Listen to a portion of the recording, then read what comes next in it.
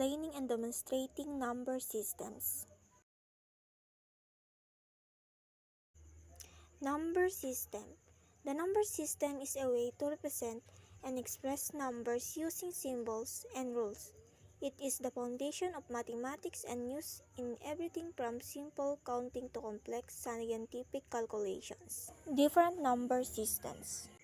Number 1, binary to decimal. Number 2, decimal to octal.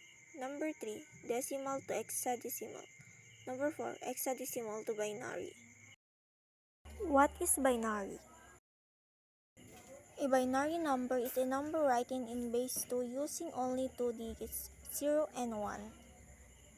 Example of binary. What is a decimal? A decimal is a way of presenting numbers that are not whole, using a decimal point. Example, a whole number 5. Decimal number 5.75. What is octal?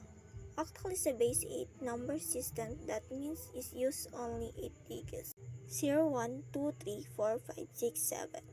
Each place value in value octal represents a power of 8, just like decimal. Base 10 uses power of 10. Example of octal. What is hexadecimal?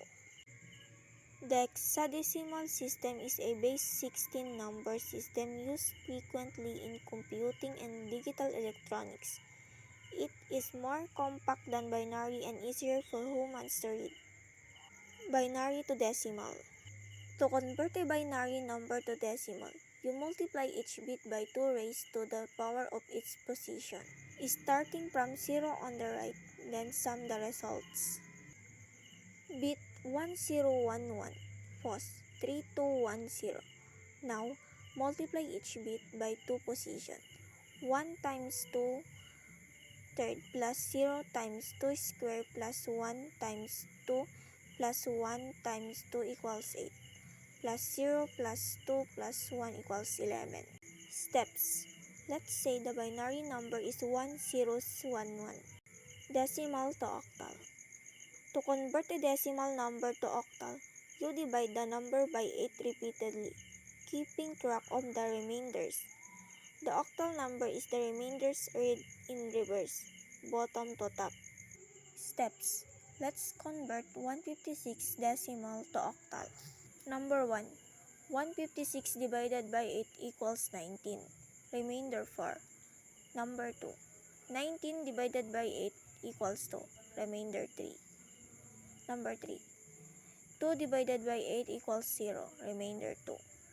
Now read the remainders from bottom to top. Decimal 156 equals octal 234.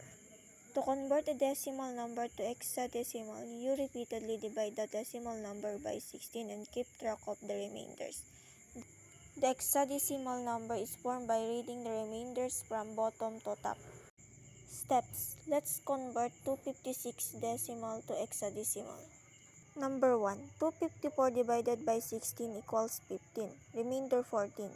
Number 2. 15 divided by 16 equals 0. Remainder 15.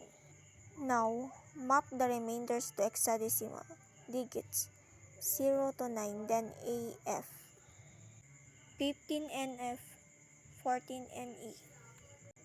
Read from bottom to top FE. So, decimal 254 equals hexadecimal FE. Hexadecimal to binary. Converting hexadecimal to binary is super straightforward because each hex digit corresponds exactly to binary bits. Example, convert 2F3 hex to binary. 2N 0010 FN 1111 3N 0011. Result, 2F3 hex equals 0010 1111 0011. Binary.